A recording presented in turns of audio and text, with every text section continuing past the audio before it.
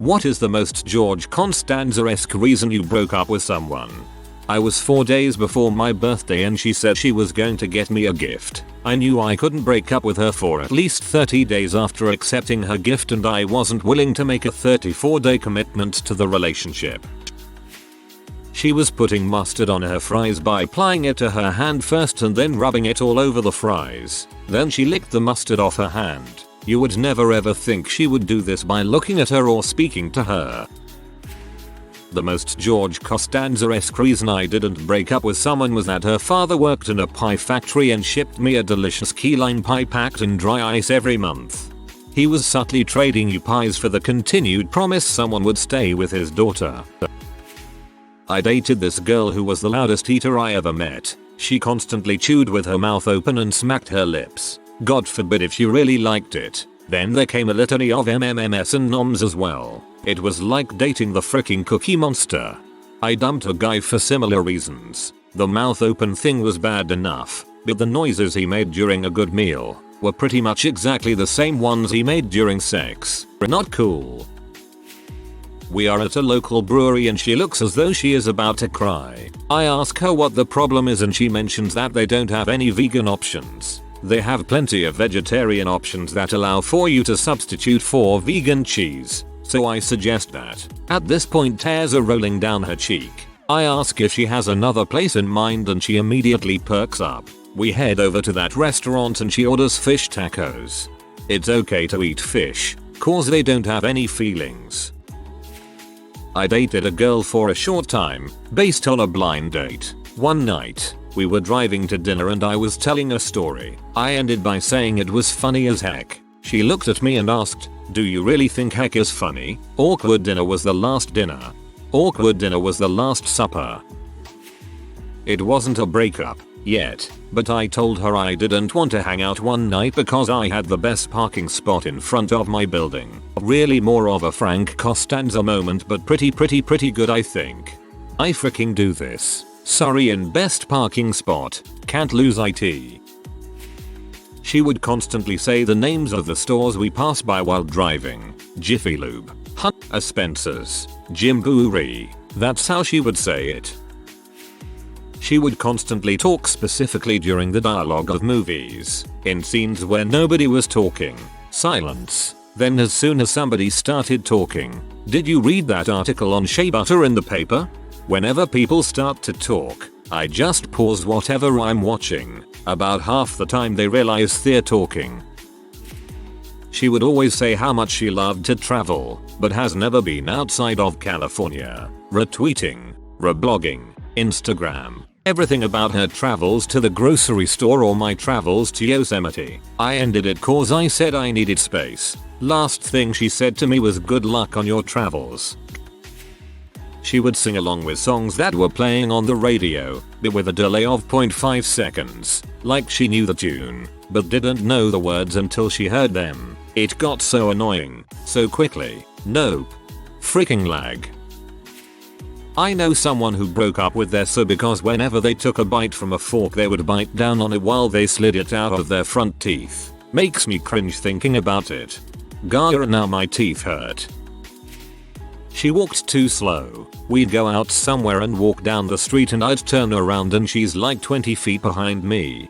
That's more of a Jerry reason. George would be, "I'm loving this slow walking. I found 45 cents on the sidewalk yesterday. That's gold. Jerry. Gold, thanks."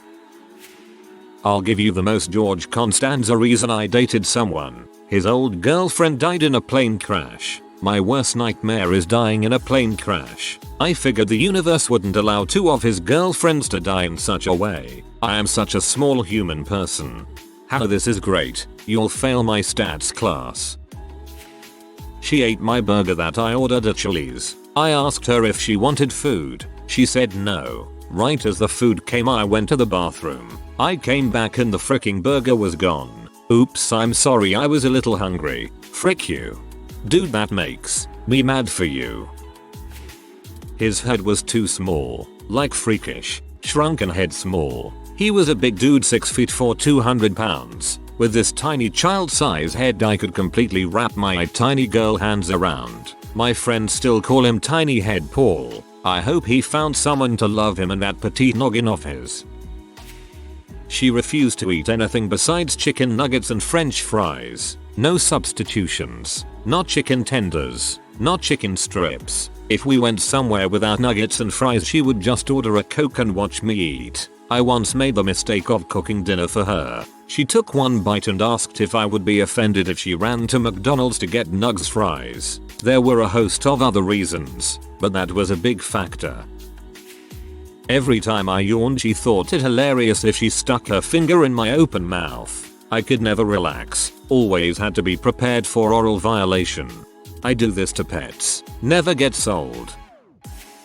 I took a bus, ferry, and subway to commute to her place. She wouldn't reciprocate. The commuting distribution was wildly uneven. Trains, boats, buses. I have to. One guy ate like a T-Rex. He would keep his elbows by his side while he ate and leaned over to get his food off his fork. Another guy had no shape to the back of his head. His neck just went straight up. Both named Chris. I have both of those qualities. My name is Chris and my ex-g's middle name is Dorothy. Oh boy. My most George Constanza-esque moment was why I didn't break up with her. She was bat crap crazy and I once had 152 missed calls from her in a day. But holy fuck, could her mom cook. 152,248. Sleep equals 9.5 calls per hour and one crazy bee. She had a mole on her eyelid. Every time I kissed her I saw it when I was leaning in. I started having dreams that the mole was talking to me. That was the end. Hello. No joke, and I didn't see the Seinfeld episode long after we broke up, but she had the manliest freaking man hands a man could ever hand. I thought I would be okay with it, but I wasn't. That's not a twist off. She would belch like a trucker, and then look at me excitedly for approval. One time she forced the belch too hard, and threw up in her own lap like a sick dog. You know, this actually ain't relevant to the thread. I did good breaking up with that one. His toenails were so long they clicked on the floor like a dog. That's not a Constanza-esque reason. That's freaking gross. This was many years ago, probably 92 or so. I was out shopping with a girl and we stopped in at the Gap. She picked out a skirt or some pants or whatever, and when she went up to pay for them, the woman at the register asked her if she needed a pair of matching socks. My girlfriend happily said yes, and I thought that totally unacceptable, that she could be so quickly and easily swayed to make yet another purchase. It was shocking to me. We broke up 2 days later. I was 20. This is Constanza-esque people, 100%. She always ordered food, ate half of it, then ate half of mine. Then she would offer to share what she ordered, but I didn't like the stuff she ordered. I don't do the food sharing thing either. This friend of ours brought some new guy friend of hers along to our favorite Mexican restaurant one night. I have never met the guy and basically as soon as we sit down he announces that he wants to try some of what everyone orders. I immediately told him very bluntly that he was not going to be eating any of my food, so he should be sure to order plenty. She always said I don't mind as the answer to every question put to her. What film do you want to see? What do you want from the chippy? What club do you want to go to tonight? Always I don't mind, so I would make a choice only to be met with, ugh. I don't like that. I would rather, insert choice. Drove me up the fricking walls. She had a smell. It wasn't a bad smell. It was quite pleasant. Everyone likes her smell. I hated that. I only date women that don't have any smell at all now. I prefer unscented Jerry. Unscented. We had planned to do dinner and a movie, but I had to work late, so we stopped at Chick-fil-A on the way to the theater. After she finished eating, she threw her trash out of my car and into the street. I never spoke to her again after that day. He didn't eat anything but potatoes, peanut butter, and ramen. He wasn't a broke college student, just a freaking picky eater. Nope, adios. I dated one of these guys, except it was Red Bull, grilled cheese, and mini muffins. The moment was when I saw her crap, not the verb, the noun.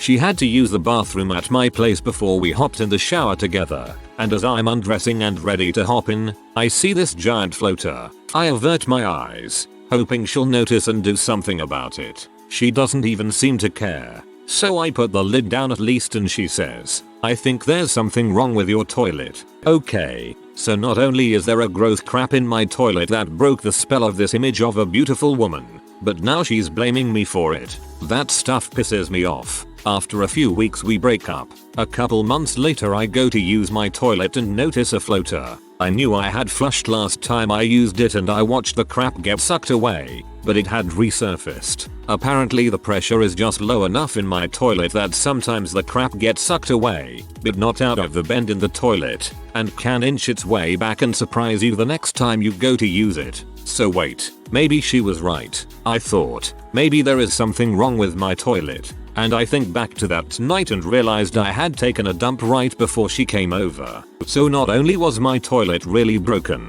but it had been my crap in the toilet all along that had turned me off from her. TLDR. I thought my floater was hers, and the grossness of it coupled with her lack of taking responsibility for her crap turned me off. It turns out it was my crap all along and she was trying to be forgiving and graceful about it. This is a sad story. I dated this one girl who would gulp super loudly every time she drank anything. I mean, I could hear her drinking from the other room. It almost sounded comical. Also, oh my god, she eats her food one thing at a time. Like, she has steak, mashed potatoes, veggies on her plate, right? She eats all of her mashed potatoes. Then she eats all of her steak. Then she eats all of her veggies, leaving each piece of food untouched until she's finished another. So after making steaks for us, after 5 minutes, I would ask her, "So how is the steak?" and she'd be like, "Oh, I haven't had any yet." B. Eat your steak. Anyway, I'm not George Costanza, so I just married her instead. Every now and then I wonder if my husband has a secret Reddit account. This might be it. I looked at him, really looked at him from a distance, and realized that his head was just wide too big for his body. I spent the next 2 weeks trying to convince myself that it really wasn't that big, or that even if it was, I shouldn't care, but I couldn't get it out of my head, so goodbye big head Steve, hello shallow me. She was allergic to peanut butter, like really bad. If I was gonna see her I couldn't have peanut butter for the 2 days before. That's a life I don't want to live. As a peanut allergy sufferer, why won't you love me? I met this gorgeous Kenyan girl, beautiful to put it simply. I took her to a baseball game and things were going well, but she kept referring to the crowd as the humans or you humans. For instance, third inning comes around and so does the wave. Once it passes us, she sits down, laughs and says you humans have weird customs. This freaked me out. All I could think was if we are the humans. WTF are you? No clue if this fits, but I once broke up with a girl because I thought she was hiding something and was going to break up with me. Turns out she was indeed hiding something. A trip to the Caribbean. For us, I was an idiot at 22. I lived with my parents at school, so I didn't have my own place for sex. I'm a big Yankees fan and a Muslim. She was a Red Sox fan and a Jew. I thought we'd have amazing sex, but the freaking Johnny Damon, Red Sox, poster on the wall kept staring at me. I'd turn around and there was the whole freaking Red Sox team poster. Couldn't take it. This was in 2005, 2004 was still fresh in my head. A Muslim and a Jew can't make it work because of a baseball rivalry. I love it. I once broke up with a girl because she couldn't ever decide on something. I would say, "Let's go to the movies," and I'd even ask what movie she wanted to see, and she would never make up her mind. Drove me nuts. Turns out she had another boyfriend, and when I confronted her about it, she told me she couldn't decide between the two of us. FML. If nothing else, she was consistent. Her parents were too rich. And I don't mean like nice house in the suburbs money, I'm talking Fortune 500 CEO type money. It was seriously intimidating and I couldn't handle the pressure. So I stuck a note in her locker on the last day of school after a 3-month relationship. I was 17, so way too old to be doing that type of cowardly bulls. It also made for a very awkward senior year. She used to sneak up on me while I'm peeing, grab hold of my junk and start aiming for me. Eventually, I started to fake being startled so I'd have an excuse to pee on her feet, in the hopes that she would realize it's a bad idea. She always wanted to cuddle, touch me, flirt while I was eating. I told her it bothered me, but she thought it was cute or something, so she did it often. One night while eating a slice of pizza, she kept rubbing her hand up and down my arm. I had decided enough was enough and loudly broke up with her. The inclusion of the word loudly bumped that story up from a 6/10 to a 9/10. Good work. She tried to snuggle and be cute during inception. Never once did she pay attention. Then it ended and she told me she hated it because it was too confusing. I never could let it go. She said, "Don't break up with me today, I'm wearing eye makeup." The day after, she wore none, so I broke up with her. We were dating for a little while and I didn't like her enough to get her a Christmas present, so I broke up with her right after Thanksgiving. Puff knuckle. When the hand is open, the knuckles make dimples instead of bumps. This person was not fat, just weird puffy knuckles. Once noticed, could not be unseen. If you are new to the channel, you can subscribe. I publish new videos every day. Until then, check another video.